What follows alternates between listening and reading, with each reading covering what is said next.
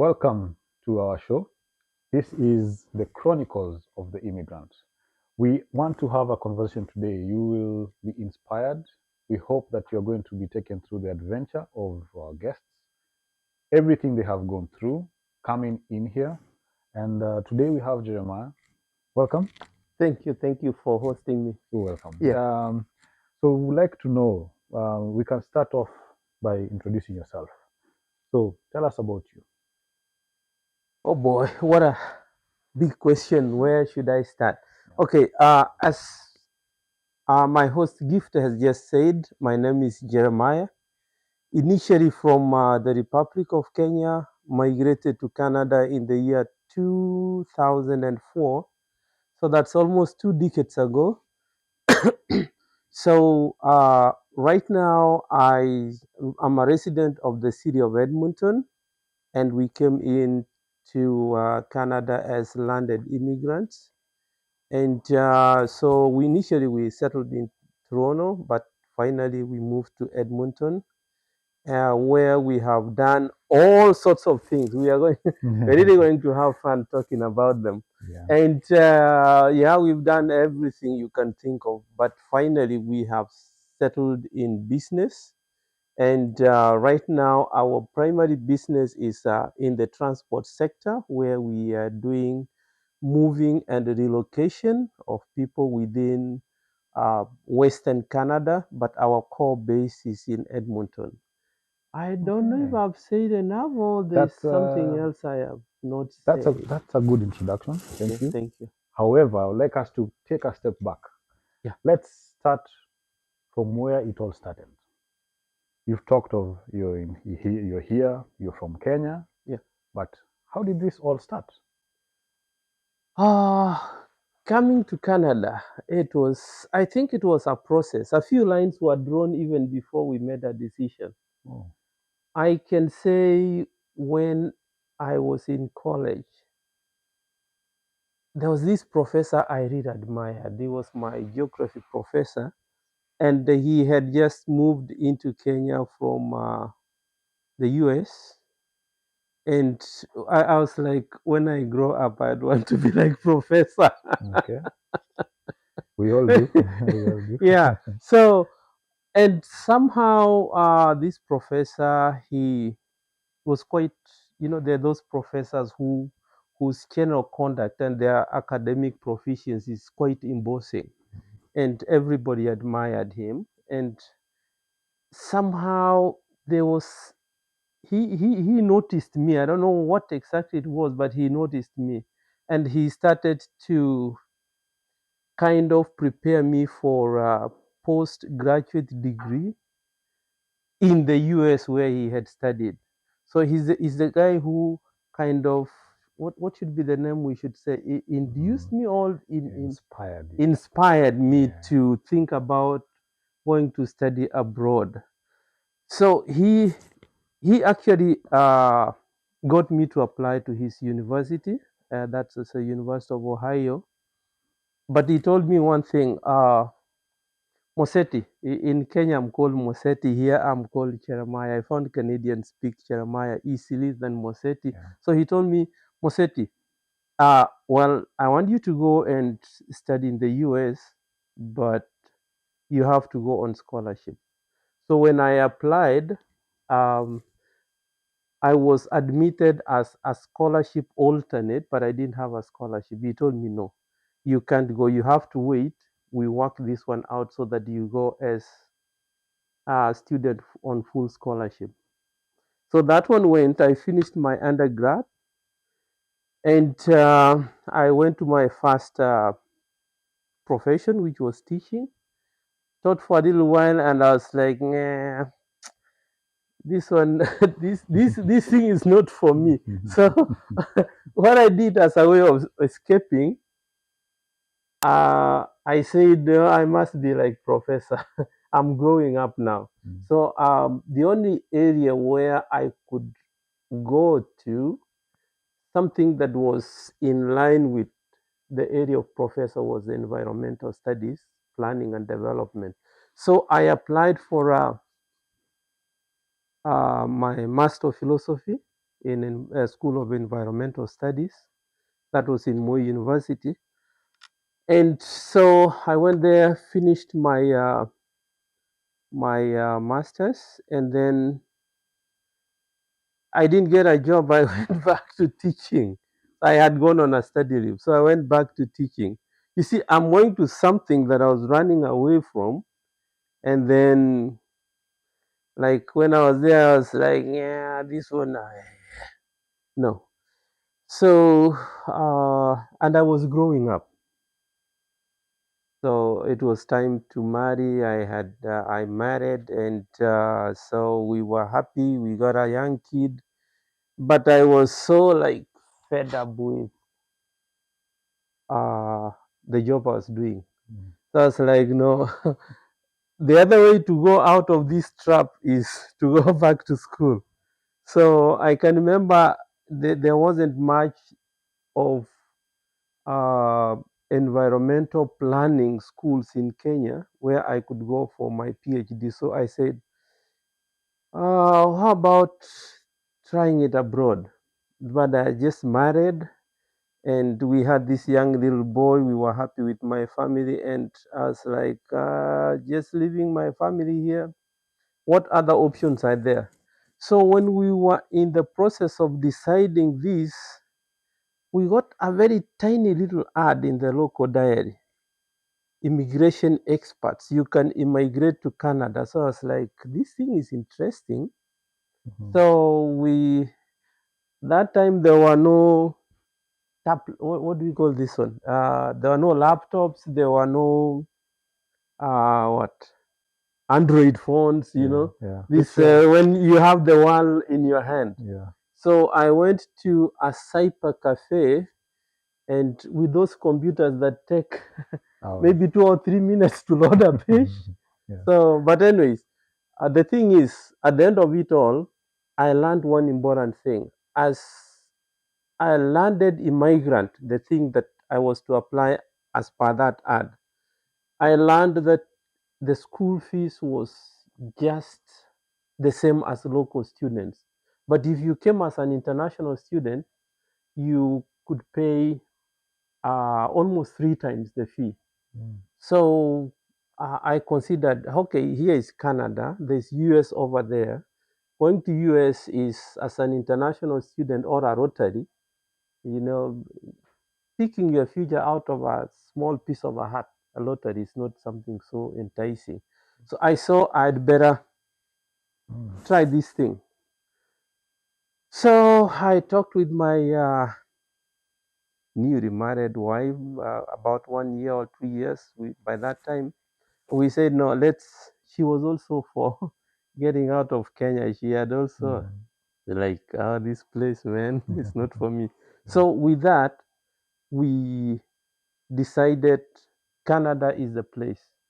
So we decided, okay, get the permanent residency, and then go to university, get a nice job. You know what nice job means, Yeah. and a big office, something like that, writing a few things around. But when we came here, we were to learn that it's a little bit different. We'll talk about that. Yeah, So okay. essentially, that is how I ended up in Canada. But just to go back and go through the process, what happened is we started communicating with the agency that had advertised.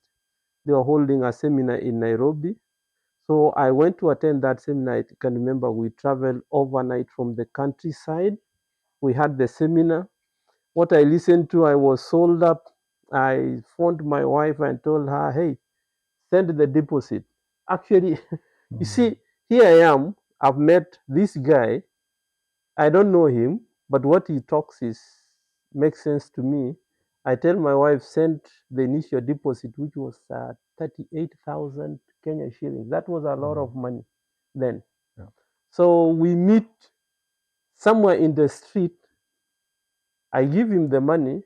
He pulls out a small booklet of receipt. Mhm. Then he writes with the hand. I'm like, well, whatever it is. Mm. So we paid the deposit, and then finally, after a lengthy process, of communication back and forth, embassy, the immigration consultant, which actually took about 7 years. Oh, That time it was very slow. so, yeah. So it took about 7 years. We finally got admitted as landed immigrants. So, Wow. hooray! We were Wow. coming to Canada, Wait. land of milk and honey. We sold the piece of land we were thinking of building our home Oh my. and took a loan. And then because that we didn't want to burden anybody about Mm. our plans of going abroad, so we sold. It's like we cut the breaches. Mhm. I didn't even resign from my job. So yeah, we took a flight, the whole Wow. family. We landed in Toronto. So we Wow. were in Canada. That is, in a Wow. nutshell, that is how we ended up in Canada. Wow. Yeah. That's I mean, our viewers, you can only get this at the Chronicles of Immigrants, where you will hear the real life stories of how things have unfolded in, you know, our guests' life.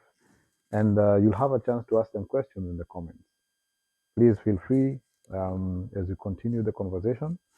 Um, you've talked of something that I can relate to in life, where you get to a point where you're not challenged, you're not motivated to do what, or rather the job that you're currently doing. And many of us in life get to that point. And for you to take the risk Hmm. A big one. to, yeah, it's a big one. I mean, you have a family at that time, you have a child, you mentioned, right? Yeah. It takes a lot for for one to take that risk, to let that go, and they're abroad. I mean, that's something that I can say not many people can take up that challenge.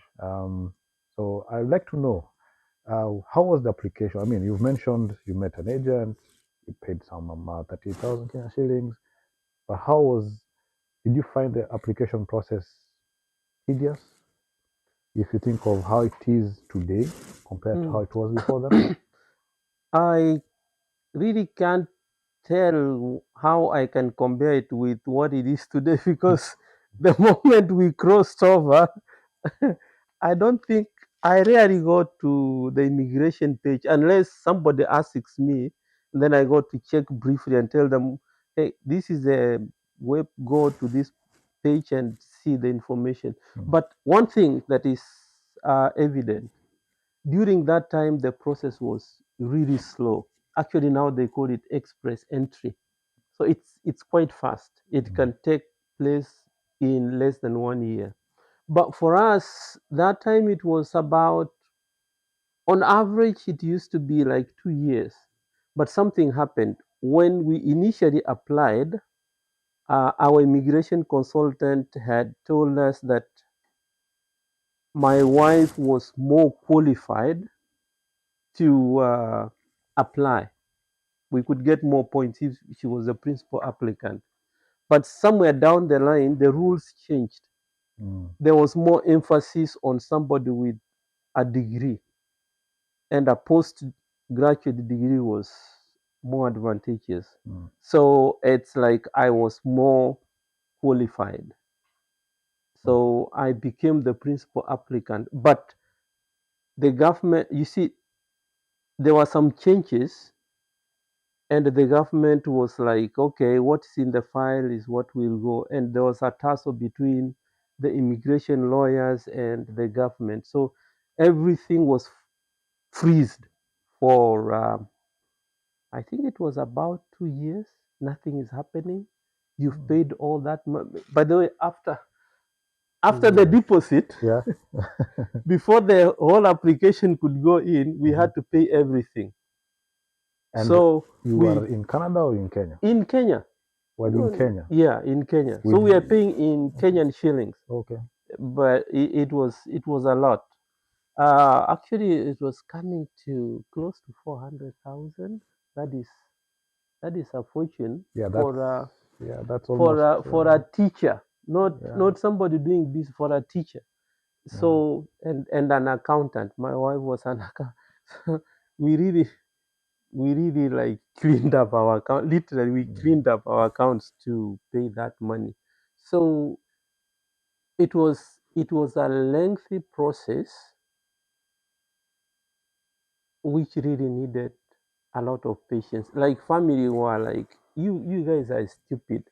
You got somebody in a Nairobi street and you give him close to 500,000.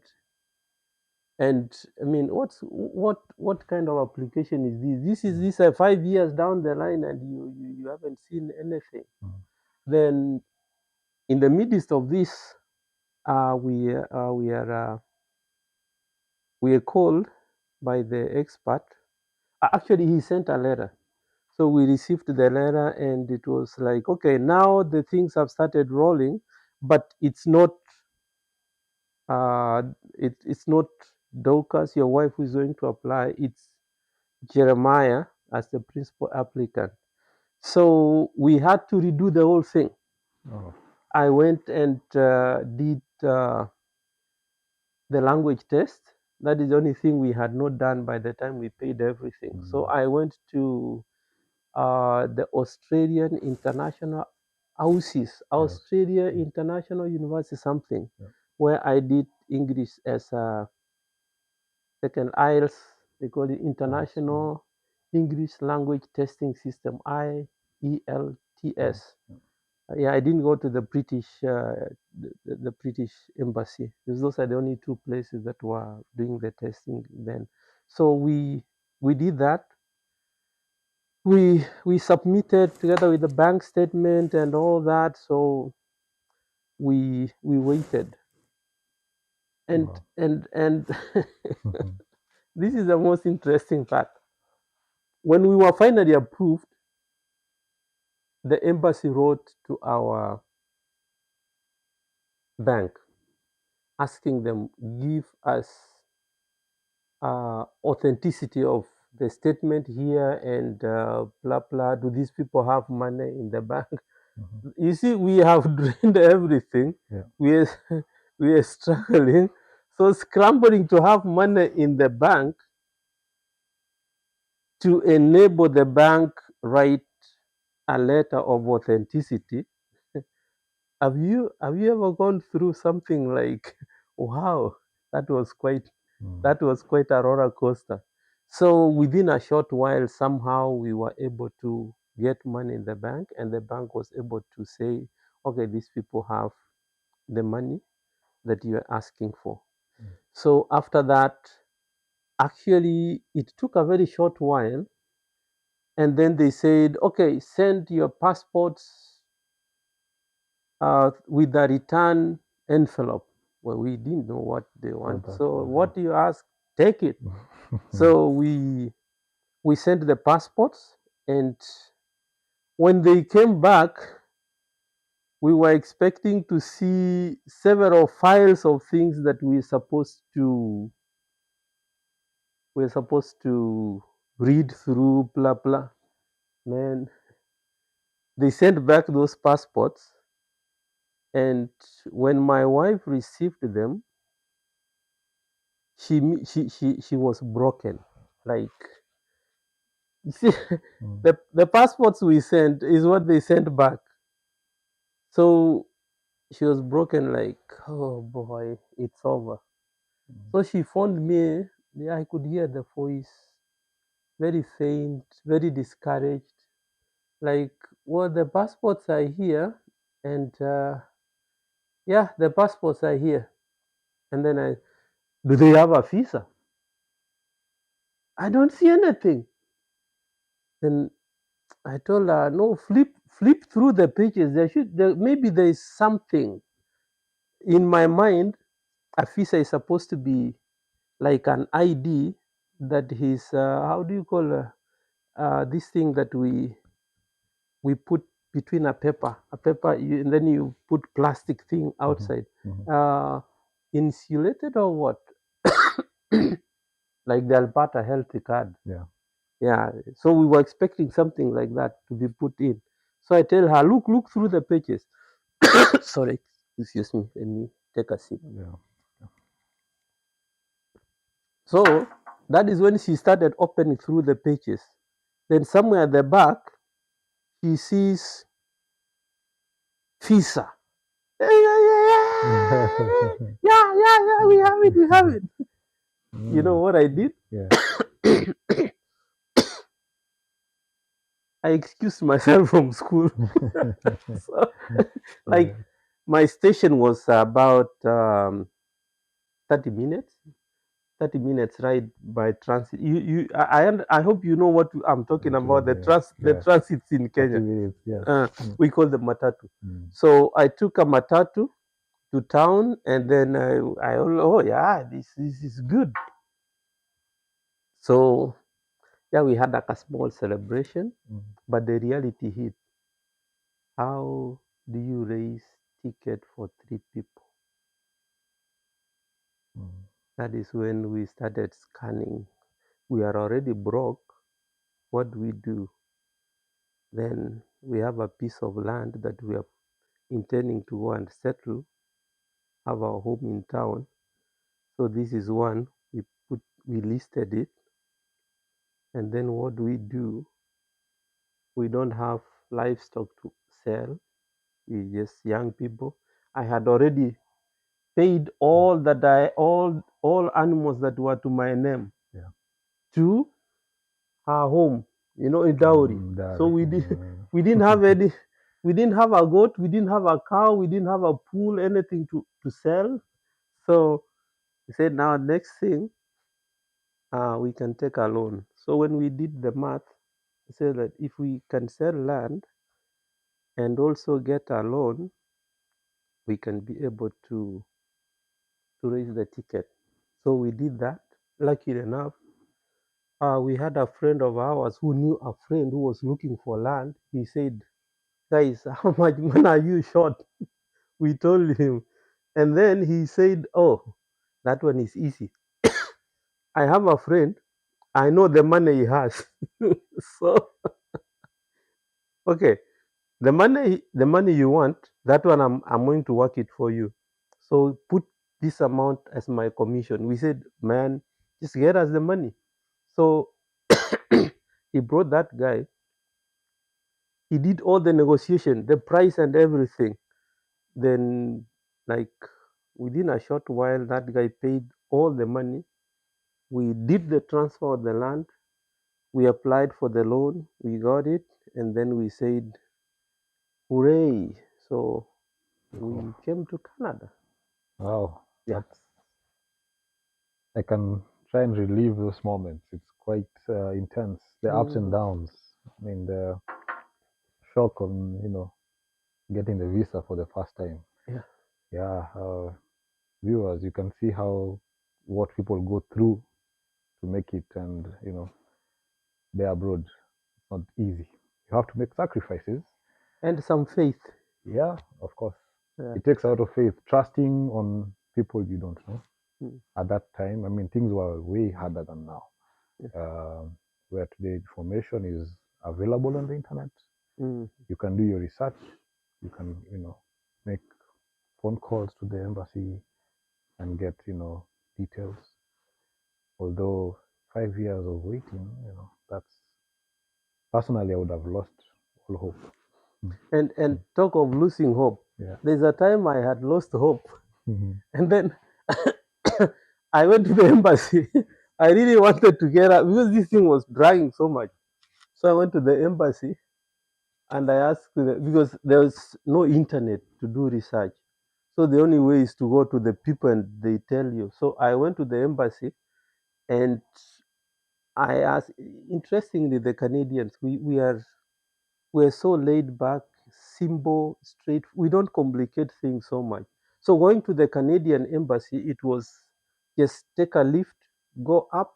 By then they were in within city center. Mm. So take a lift to, was it 50th floor somewhere in downtown, and you just walk in. So I walked in, went to the counter, and I asked the lady at the counter in a very low tone, where can I get information about getting jobs in the US? She didn't get me. Then I repeated, she got me. So when she talked back, I didn't hear her well. So she decided to use her mic. You see, it's a hall, there's everybody. Mm. We don't give information about jobs in the in Canada here. Man, Yeah, just think of exactly. how you look like everybody is like this guy is coming to look for a For job job. here. Yeah, So it can really be, you need patience. You yeah. need patience, yeah. And Perseverance. Yeah. we persevered. We were patient for a long time. Yes. Yeah. Fast forward to you have your visa, you have your ticket, you've landed. You came straight to Toronto. Yeah, we came to Toronto. How was the experience on the day you landed in Toronto, you and your family? Can Mm. you take us through that experience? Okay, I can say when we landed, we had friends and acquaintances in Toronto. So we had told them we are coming, and yeah, they were excited to receive us. And I can say it was, man, it was tiring. Like by the time we went from Nairobi to Dubai to Paris, and then Paris to Toronto.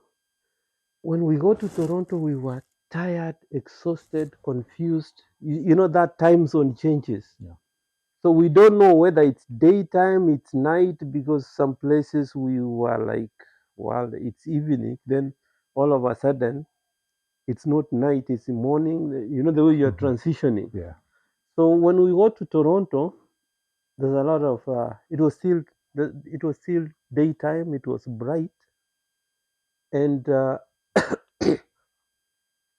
when we walked to the immigration department, good thing you are guided. So when we go to the immigration department, they asked us, "Do you have money?" We told them, "Yeah, we have money.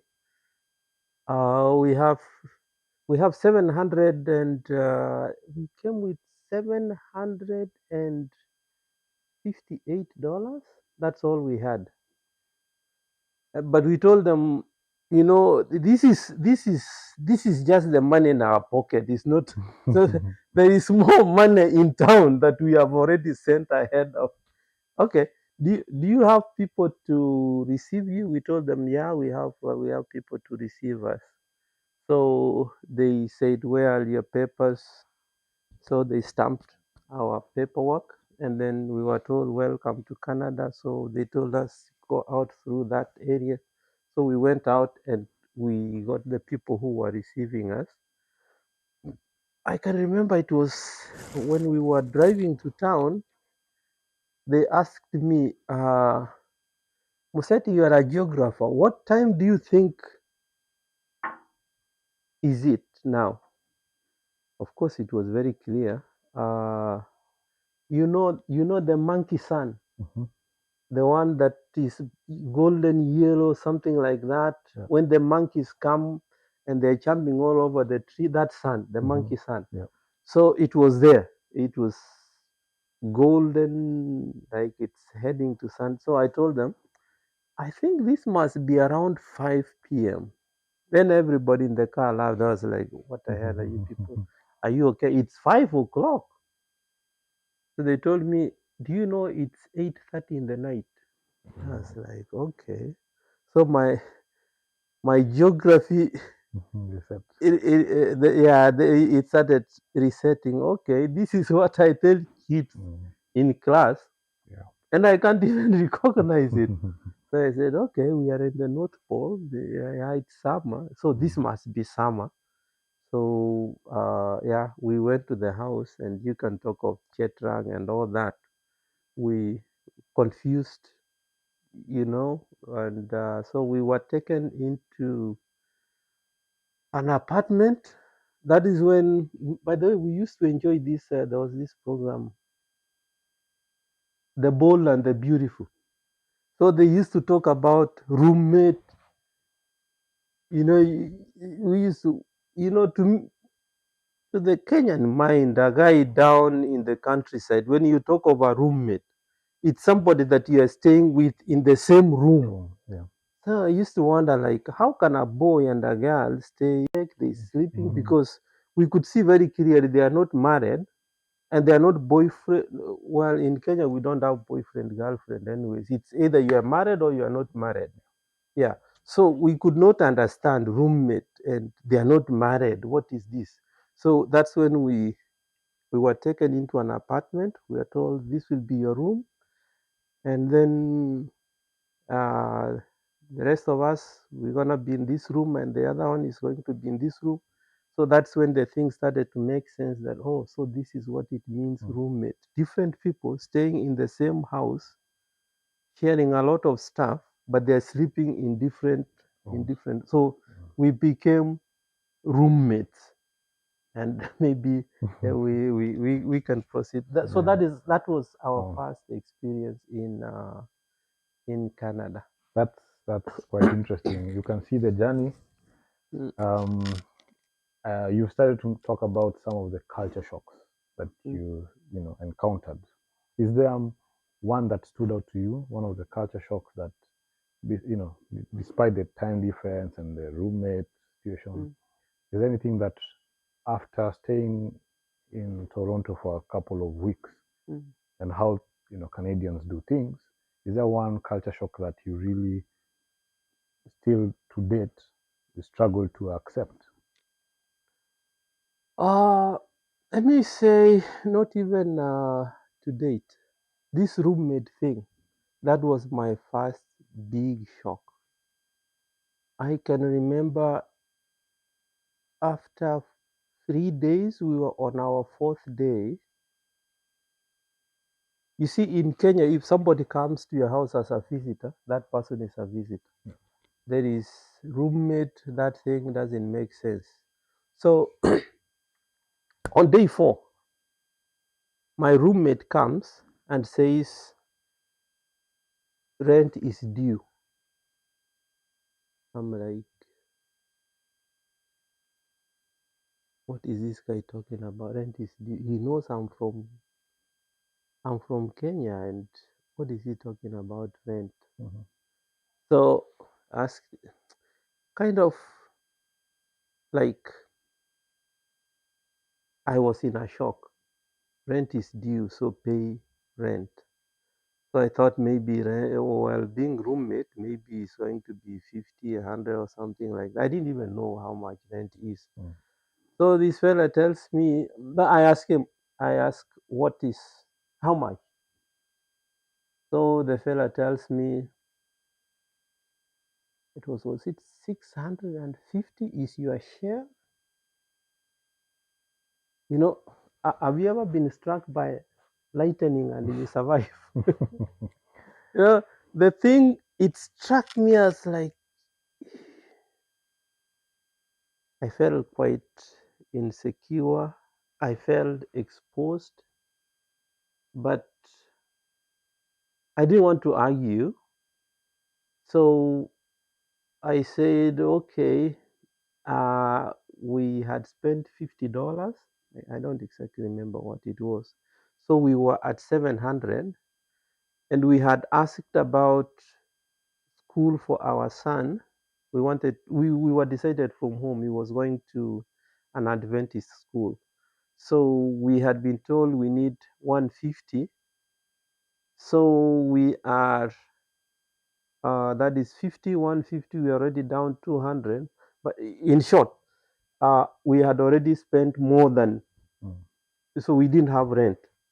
If we were to pay the full rent, it was either the full rent or the son going to school. So Mm. I told this fella, my roommate, I'm sorry, we cannot be able to pay all that. The much we can pay is,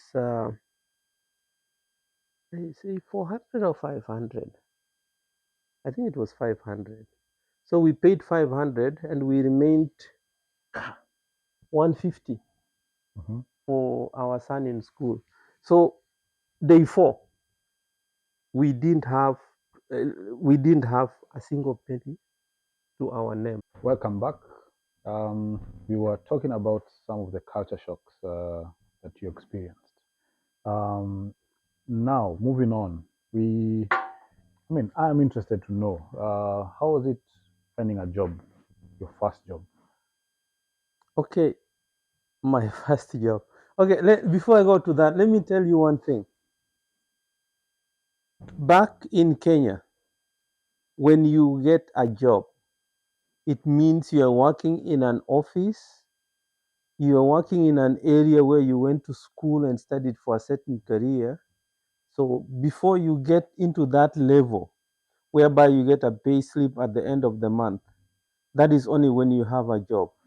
But when we got here, we got it, it's very different over here. Uh, a job is a job.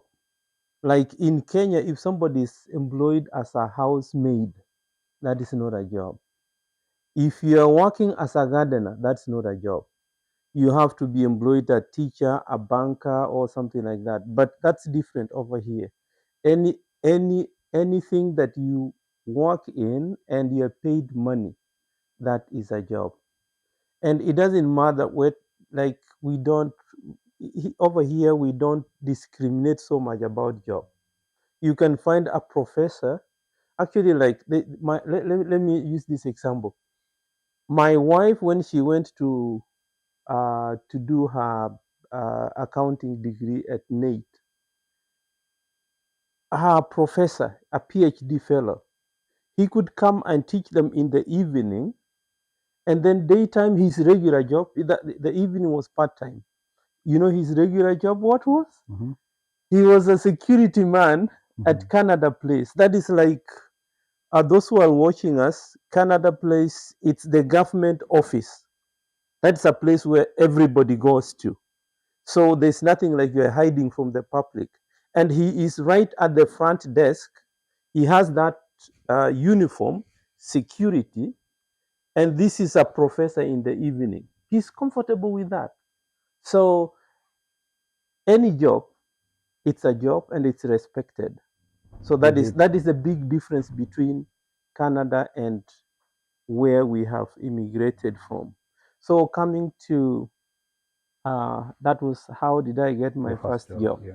So how I got my first job, it was like this, and this is another thing that those people who are aspiring to immigrate to Canada that you need to know.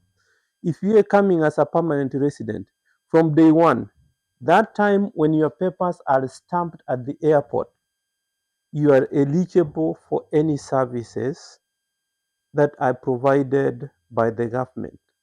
So we were seated in the house. We really didn't know because our roommates were in the morning, they're gone. And then they come, they're tired, to bed, they sleep.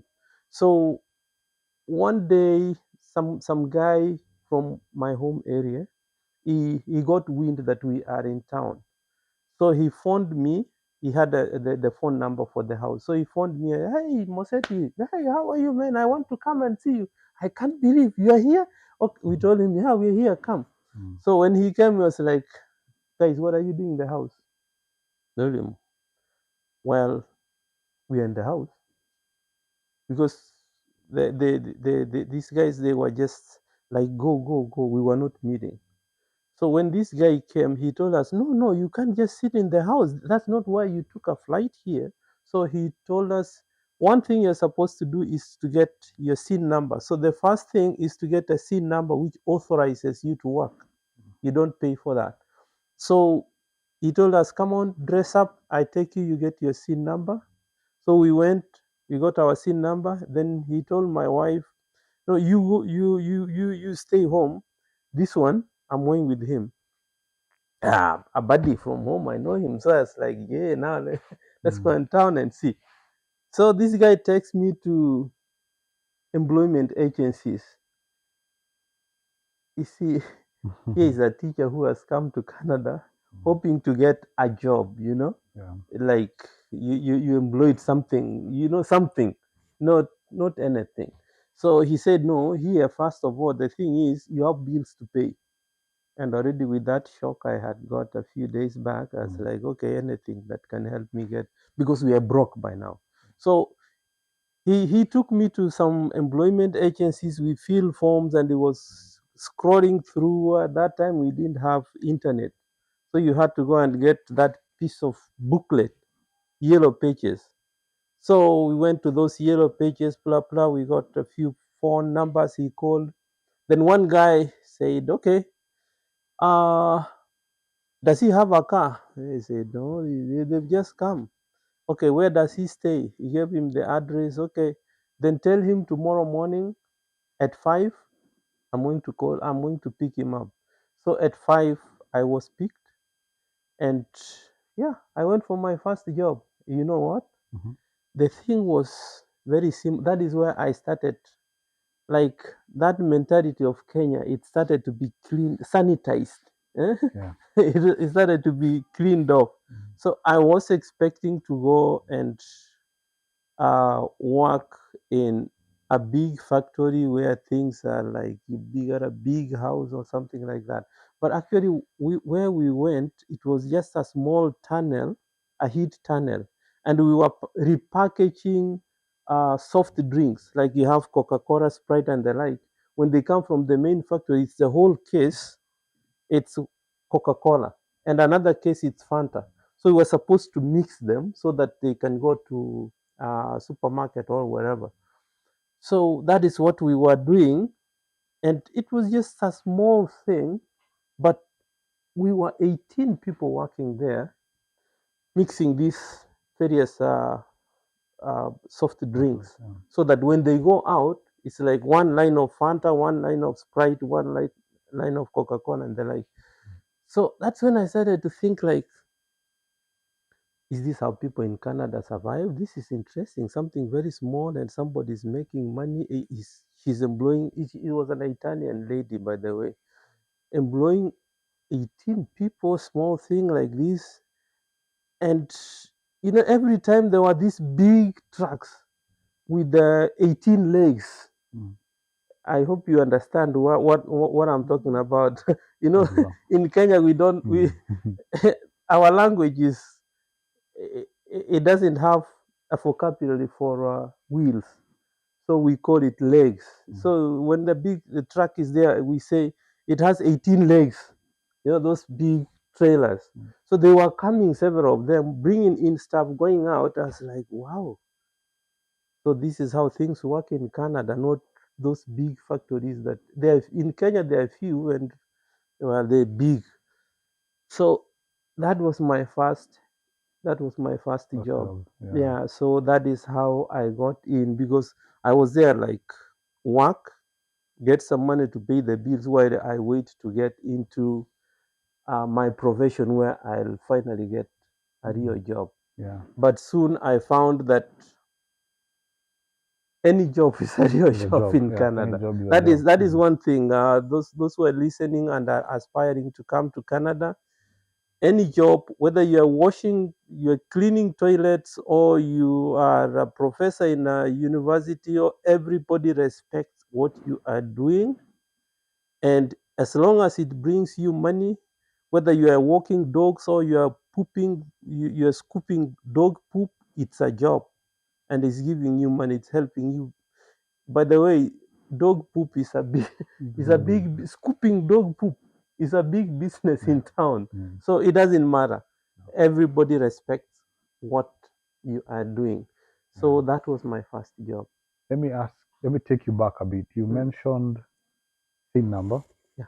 you mentioned government services Mhm, that you are eligible for, mm, but you had no idea. mm, Do you mind telling our viewers what are some of these services one is eligible for mm. and how to get them?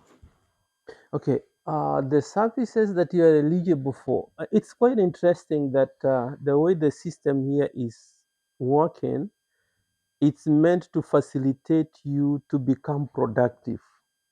You don't chase the system. The system has already put everything in place. All that is needed is you know what is where. So if you come in as a landed immigrant, the first place you should look for is government services. Where are they offered? Usually these places are called what? Uh, well, we have Canada Place. I don't go there quite often. It's Service Canada. Yeah, Service Canada. Like if I can talk about what is in Kenya, Huduma Center. So this is where the government services are. So when you go there, actually, like you're taken through the system. You don't chase the system. The things are, what have you come for? This is what I've come for. This is what is needed to go through this step one, two, three. And usually the process actually took us less than 20 minutes. Okay. We were out, and the guy told me, okay, now you're eligible for a job. So you go and look for a job. So the first thing is go to Surface Canada, get your SIN number. And to get the SIN number, you need to have those papers that were stamped at the airport. Actually, that is the certificate of landing. So when you go with that, the whole process is pretty fast. Number two, if you don't have a social network like I did, that guy who helped me to get my first job, this same place, Service Canada, they will tell you exactly where to go, step one, step two, step three, so that you can get a job and be integrated into the system. So you really don't need to worry. As long as you have the papers, you don't have the social network, ask. That is the one important thing. Here in Canada, it is ask and you will be told. Okay. Don't assume that somebody's going to come and help you. Ask and you'll be told. And when you ask, people are ready to give you information that is necessary. Okay. Yeah, no, we usually don't hold back information. We give you information that will assist you get what you want. Okay. Like, if I can digress a bit, when you go to a store, well, shops, and you ask for something, if they don't have it, or if they don't have the quality that you need, that shop will tell you, go to this place, you will get what you want. Even though that other shop is a competition, they are more interested in assisting you, not just to get Money something from you. from you. Yeah, so Yeah. that is one big difference.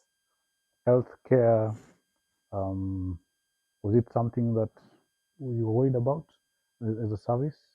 Uh, Coming from Kenya, man, healthcare is your own business. Yeah. But when we went to Service Canada, they told us, like, you need a health card. So they told us what we need to do to get sorry, excuse me, to get a health card. So Okay. you are guided. As long as you land at Service Canada, Okay. you get all the necessary help you need Okay. to know what to do. Yeah, and the first job, you are rearranging bottles, referred by a friend. Was it Not a actually formal referred by a job? friend. Okay. It was a friend connected me to a Oh, recruitment agency. agency. Okay. Yeah, so I was working as a So temporary you labor. you dealt with agencies back in Kenya to come to Canada, and then again you meet other agencies here who help you to get jobs. Are they cash jobs or are they formal jobs? And what are some of the things the agencies asked from you? Is there a commission? Is there upfront payment for them to put you in the network? So you talk of an agency. Before I come to the employment agency, let me advise the viewers, like, the immigration agency can help you to do the process the right way. But if you have the patience and you have got the intellect to dig and understand, everything is on the website. That is the cic.kc.ca,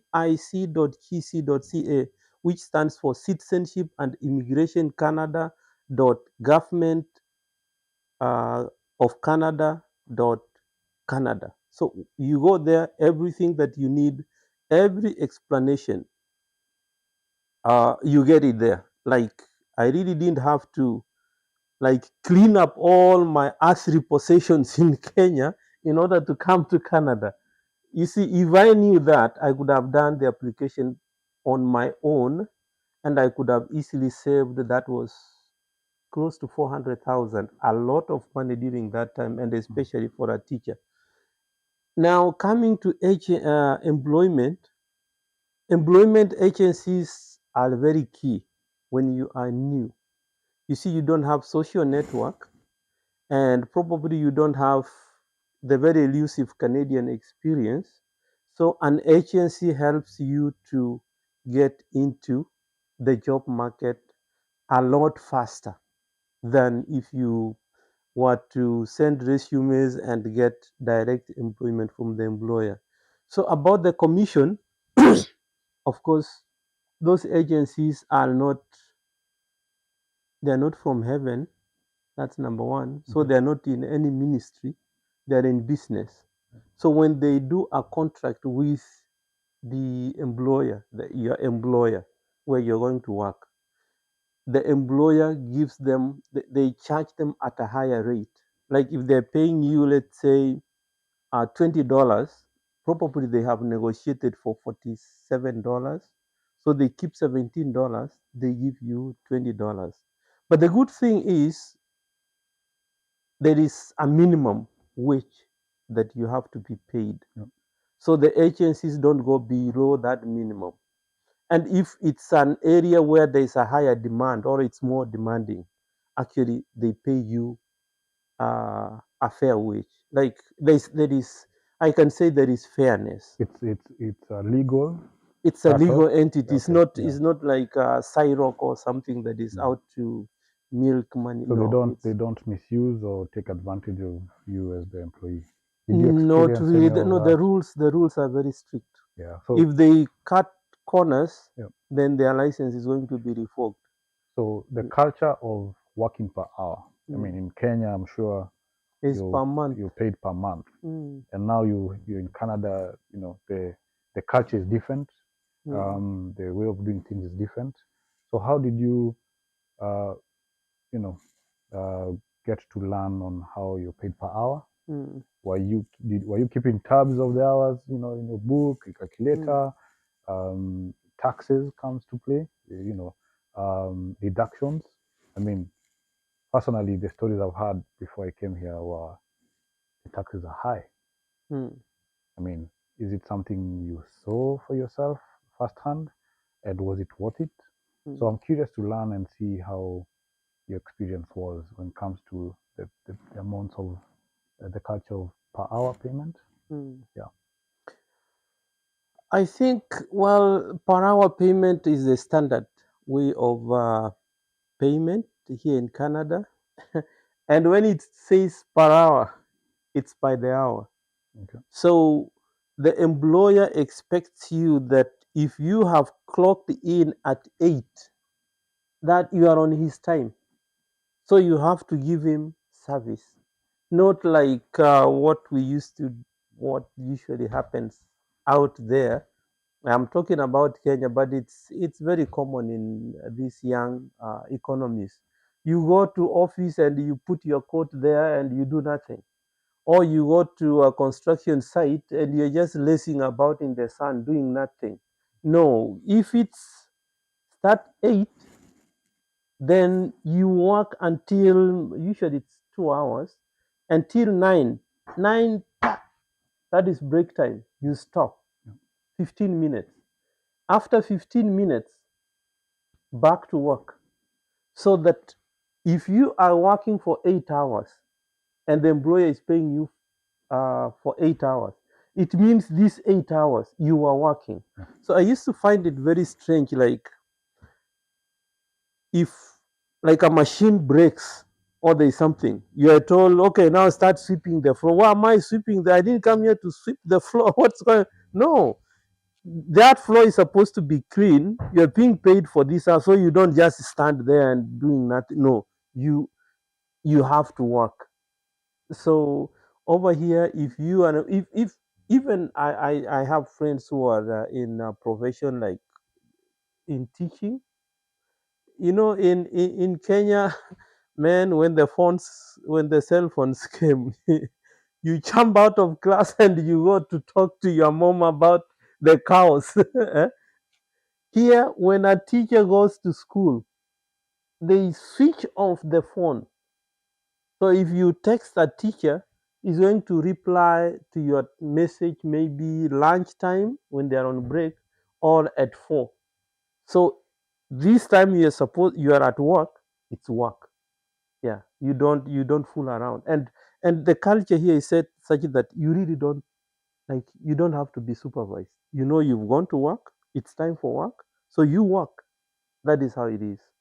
And I found that one quite, like, the owner is not here to like, we went for a job, and then we were told, okay, here, 5 of you go to this site. And then the supervisor says, hey, you girl, come, you are in charge of this group. So we go there, the owner is not there, they given the address, so we arrived there, and we arrived a bit early, we were dropped. And then when it was 8, the girl said, okay, now guys, let's get started. So we worked 2 hours, it's break time. We stop. Then after 15 minutes, okay, guys, let's go back to work. We worked up to lunch, and then we went for lunch. It's 30 minutes, by the way, not 1 hour. So we went for lunch break, and then we are seated there. Another person, one of us, says, oh, guys, 30 minutes are over. This girl is not checking the watch. 30 minutes are over. Let's go back to work. I'm like, you guys, what's wrong with you? The owner is not here. Why? It's the culture here. You have to work. Yeah. So that is a big difference. Viewers, I'm sure they're wondering do shortcuts here and there. No shortcuts. No shortcuts. No. I mean, You have to respect the time of the person who is paying you. Yes, Yeah. time. Yeah. You know, in Kenya, time. We'll create time. We create time. We don't lose time. So, no being late. No. If you don't, No. if you don't time, you lose money. Mhm. Time is money here. Yeah. Something I also picked out is with honesty. The culture of being, Yeah. saying, I worked 6 hours, yet you work for 3 hours. Mm. So such things can be job or not job. And actually, the interesting thing is, it's not even the worry of losing your job, or it's the culture. Like now, we've got into moving business. We have situations whereby the owner is not there, and you, actually, honesty. You haven't seen this guy who's giving you a job, and this guy hasn't seen you. He only found you on the website, and then he tells you, I want you to go and move my stuff from Calgary and bring it to Edmonton. This is where you'll pick the keys. You go there, you pick the keys. This guy giving you the keys, he has never seen you.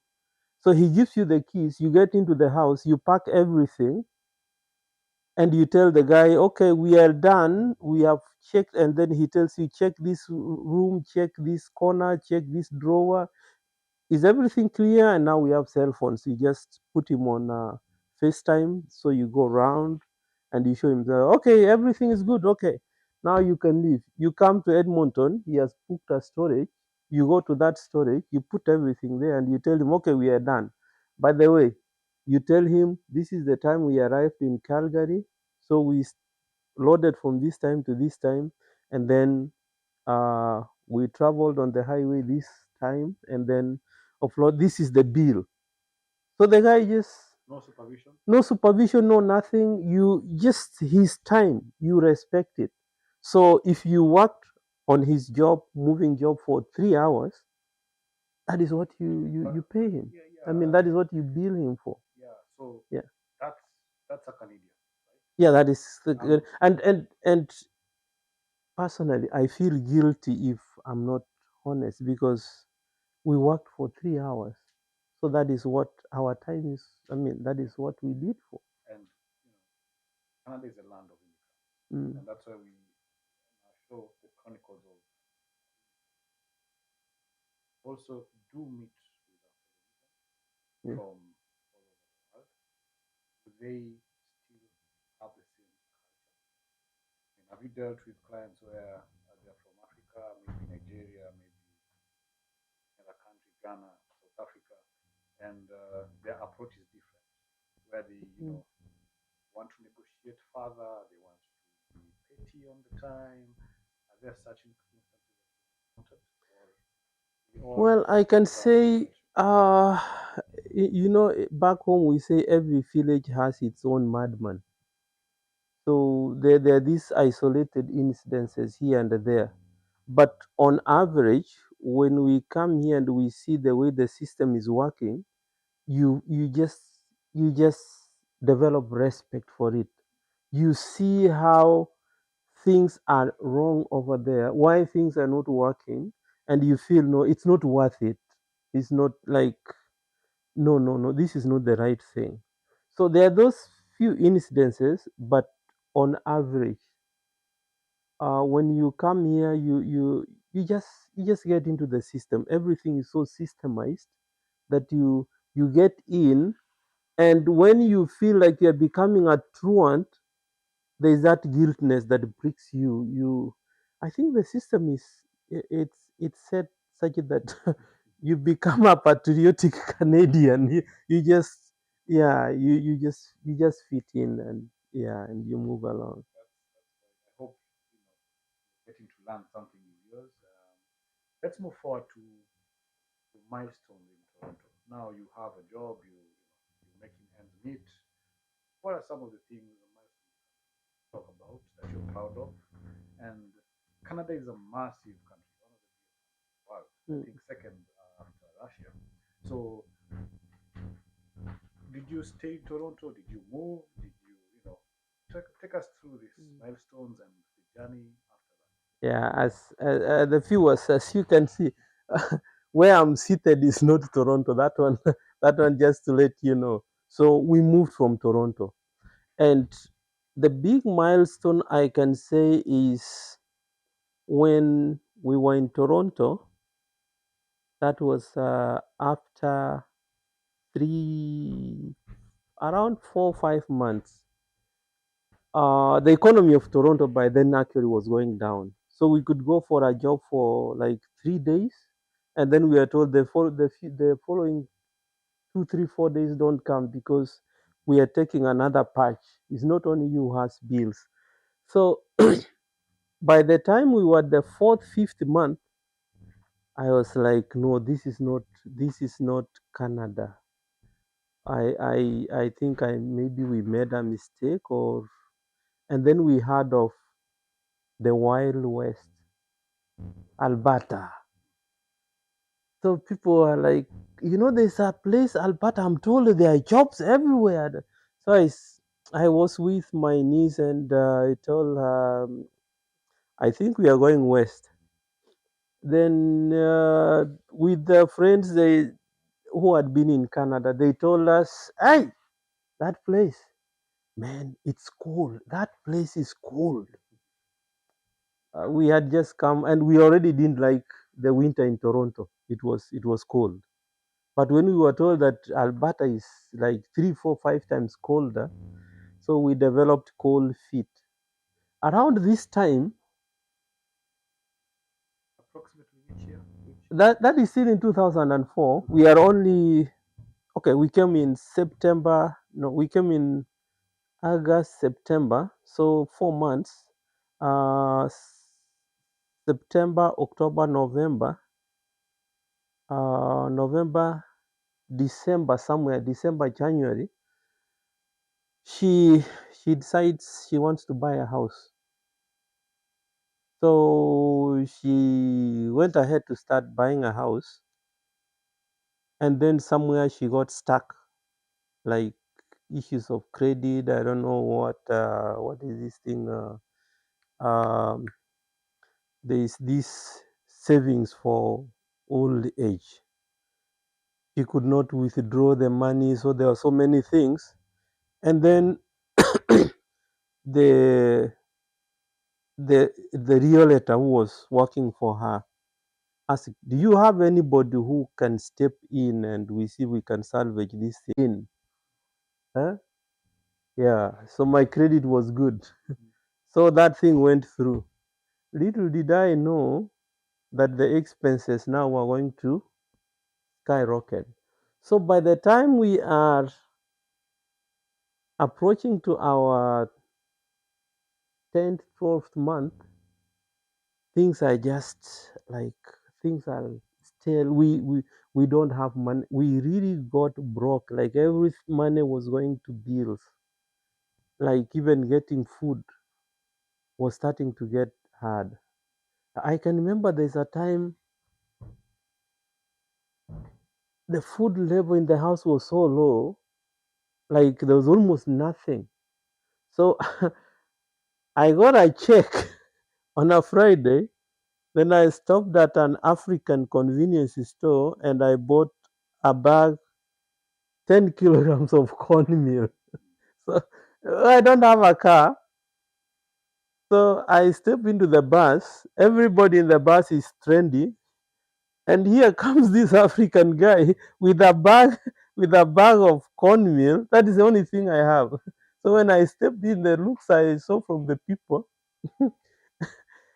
I felt like a caveman who had just killed a deer and I was dragging it home. So I was like, oh, whatever you look at me, I have killed this thing and I'm taking it home, and my clan is going to have dinner tonight. So that is how bad it got. So we finally decided no, Alberta, cold or not cold, we are going. So I saved some money. Actually, did you hear me? I saved some money. So there was no money, but we had to get out of Toronto. So I saved some money, managed to get a flight, and then I landed in Edmonton. Actually, Edmonton is when I came to Canada. When I landed at the airport, I hardly had any money, and the people who were to receive me were not able to take me in. So I'm at the airport and I'm not being picked. So I have to figure out how where to stay. And where the only place I could afford was YMCA, which was full for 3 days. So I had to go to what is now Airbnb. There's something that was like Airbnb. So I stayed with some lady for 3 days, and then I got a place at YMCA, and then I stayed at YMCA with no money. But there's these agencies, I had known about agencies. So there is we have two types of agencies. There are those that pay after every 2 weeks, and there are those that pay in the evening. They say we are hiring every day and we are paying every day. So I didn't have money. So that time the minimum wage was $12, but for these agencies that pay at the end of the day, they pay you $8, so $4 less. Can you imagine? I could not go for $12 because I needed money in the evening. So I opted to go for these agencies that pay at the end of the day, so that I could get some money to pay for my housing at YMCA and send some money back to my wife and child who are back in Toronto to have some food. I came alone, yeah, to start life. So I was able to stay at YMCA doing that job of $8, and man, it was tough. Like every single penny had to be like scaled down. So I scaled expenses down. I can remember I could not afford to go to the cafeteria to buy food, which was around, I think, was it $4? So I opted to be cooking in my room. And this cooking was you go buy a hot dog and a bun and get a bottle of water. You go to the tap, you open the hot water, put the hot dog in the bottle, cock it up, so it cooks in the bottle. So when the water goes cold, you go pour it in the sink and go put another hot one until the hot dog looks like it has cooked. So that is what was my man. I ate hot dogs. Yes, trust me, I ate hot dogs. But the good thing is, after a short while, I was able to save some money, and I rented a house that was close to where we wanted our child to go for school. And then again, within 2 weeks, I saved some money. So I told them to come over. So within 1 month of landing in Edmonton, there was a lot of jobs, but because I needed money, I didn't go for the highest end jobs. So we within 1 month we reunited and we started life in Edmonton. And life in Edmonton was sleeping on a carpet because all that I wanted was to get my family out of Toronto. We left the house for our nephew. It was to be an issue of getting the mortgage paid shortly afterwards. But my family came, we started life, we were sleeping on the carpet, and we had a few cooking pots. But life in Edmonton was a lot, and it has always been a lot better than what we experienced in Toronto. Yeah. Mm. And to date, Mm. has it changed? Is it something that you think about? Mm. Okay, you mean life in Edmonton? Yeah, now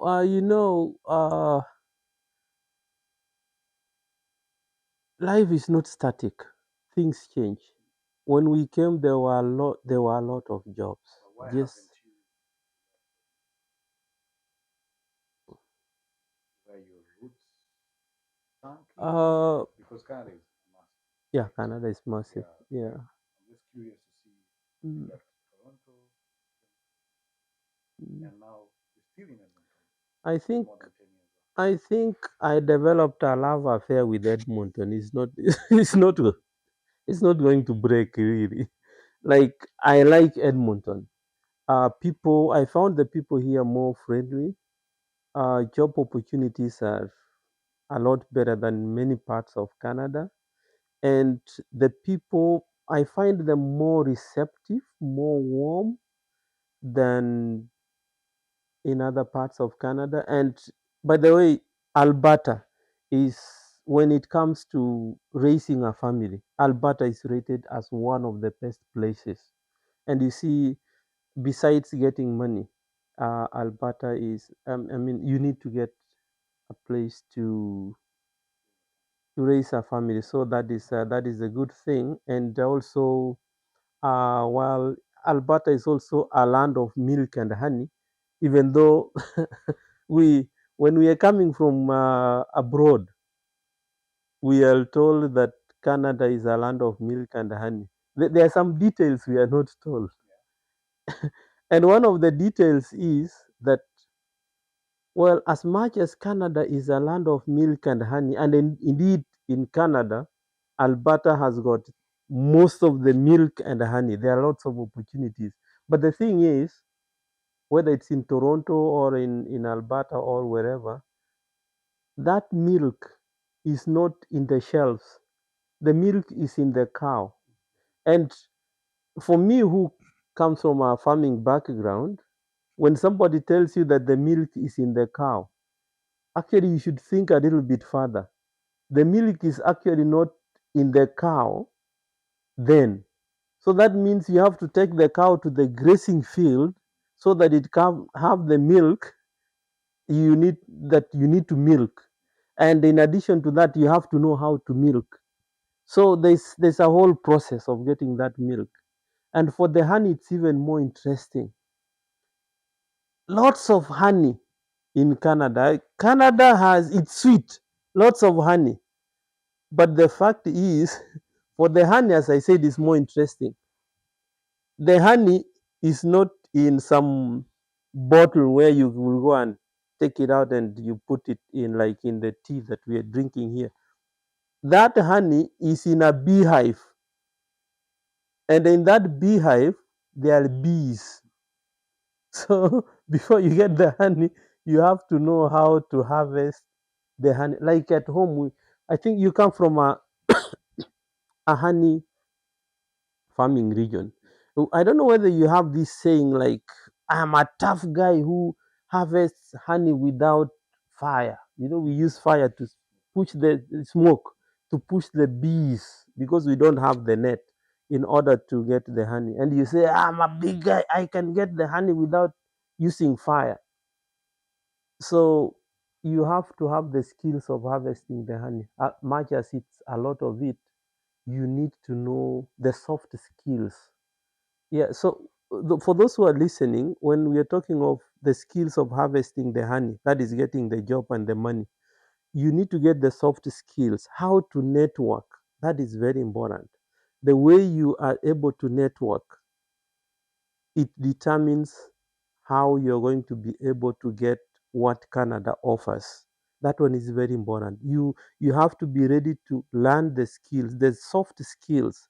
Your papers, they are not gonna mean anything unless you have these soft skills that will enable people to know where you are, what are your skills, because your paper doesn't mean anything here if you're not productive. So somebody has to know that your qualifications, how are they going to be productive for his establishment? If you are being employed as a teacher, your skills, how are they going to help the student? If you're being employed as a mechanic, your skills, how are they going to make sure that the vehicles on the road are well serviced? If you are a mover, you want to get moving job, you need to get the soft skills that will link you to businesses that deal with moving. So it's not just like in Kenya where you go flashing. I don't know, a degree from University of Nairobi, which is the leading, or I have a university from the degree of from the University of Durban. I've got internet. No, you More to that. yeah, yeah. There's Wow. more to that. I mean, there's no better way to put it. The land of milk and honey. How to milk the cow Mm, and harvest the honey. hmm. That's the best way had anyone summarize how. So just as we conclude, I would like to know. I mean, you own businesses Yeah. here. Do you mind sharing some of these businesses, how they got started, and where you are at Okay. today? Yeah, we've tried a few businesses here and there, but because of time, I'll just uh, get only the necessary information. We are in transport, moving. And as I said, Canada is a land of milk and honey, but you have to have the skills of milking. A teacher doing moving and starting a moving business, this thing, they don't rhyme. Like, how, those who are listening, maybe the question you have is, how the hell did you drop the books and then you went to carrying, what should I say, the sofas and the dining tables and all that? The two don't rhyme. So one important thing that actually I read, like, Canada and North America in general is a place where people change career even 7, 12 times. It's normal and it's acceptable. So and everybody respects what job you are in. So when you look at the opportunities and you see this is the beehive that has the honey that I need, then go towards that one, because at the end of all, the opinion of people aren't going to pay you, and they're not going to pay your bills. They're not going to give you the dream. We call it the Canadian dream. No, just see where the opportunity is and follow it. It doesn't necessarily have to be what you came to do as an immigrant or what you were doing before you came over. So, like for my case, when I went into the transport sector and finally in moving, it was never in my mind, but I saw an opportunity in it. And how did I see the opportunity? I just said networking, the soft skills. I can remember I met this one of my friends who I got to know in a workplace. I pump into this guy in the morning, and he's very happy. He has got a rundown ramshackle of a cargo van, but the guy is on top of the roof, is on top of the clouds, and he's talking of how happy he is and money is making money, the trips he's making. I knew when we were working together, he looked gloomy and all that, but now he was right on the clouds.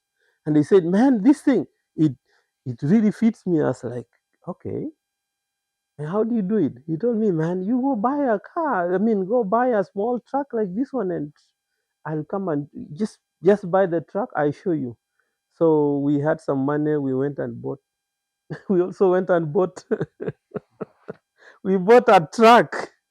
Well, it was a truck, but I can remember that was a KMC Fandura, and the thing was so old, and the gap, the driver's cap, there are some gaps.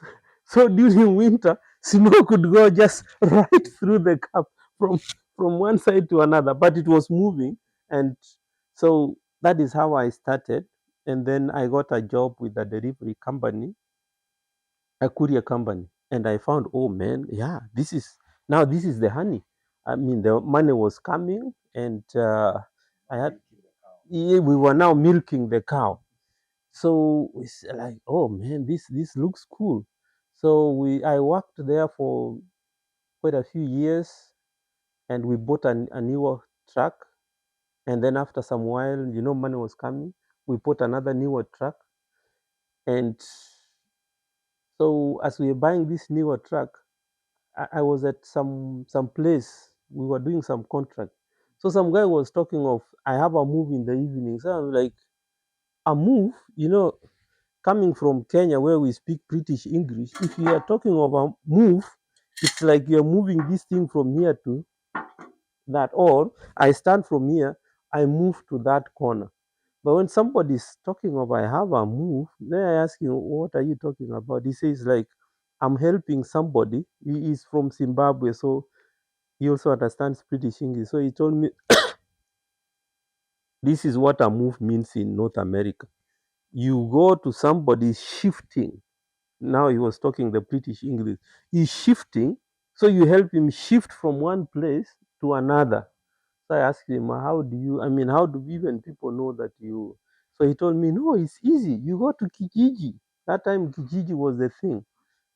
So you put the thing on Kijiji, and then it was free. You couldn't pay. You were not paying any money. So you put it on Kijiji, and then you get a car. So I went to Kijiji. I posted. Man, I started getting calls. So hey, there's more milk and honey. you know, During the day, I do the delivery work. Then 5, 6, when the offices and hardwares have closed, uh, anybody who asks me for a move, I tell them, okay, from 5 onwards I can come. And the people, like, they were giving us calls, and so I could call a friend, hey guy, come, I have a job. Then in fact, some of them, they we had I had one guy a teacher. I had another one, he was a doctor, but he didn't have a job. So that is when I started saying like, oh, whatever, it doesn't matter. A job is a job. So I started getting clients, and by my nature, like I said, I came and got into the Canadian culture. So if I come to do your work, I do it. So I started getting more and more clients, more and more clients. And then there was this time when my contractor, they got me into a run, delivering of all things, delivering ganja, medical marijuana. Then it was illegal. So a doctor had to prescribe you the marijuana. So we could get these small boxes of marijuana. So we delivered to clients who had been prescribed the marijuana. So I really didn't like that run. I protested. What?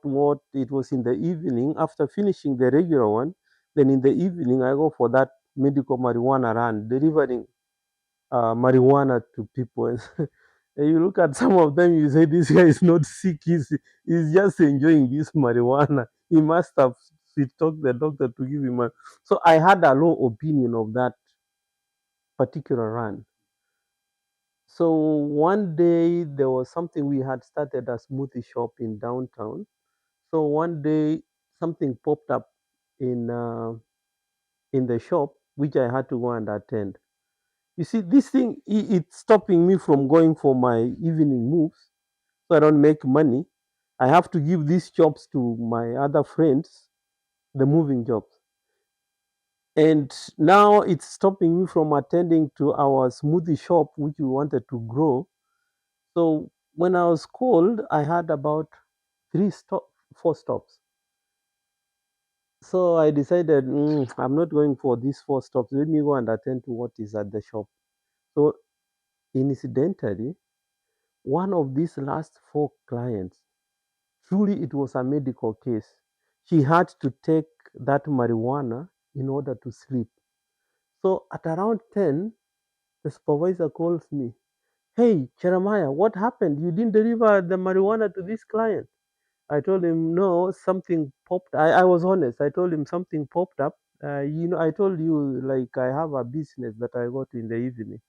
So I just had to go. He said, man, get into the truck, deliver that marijuana.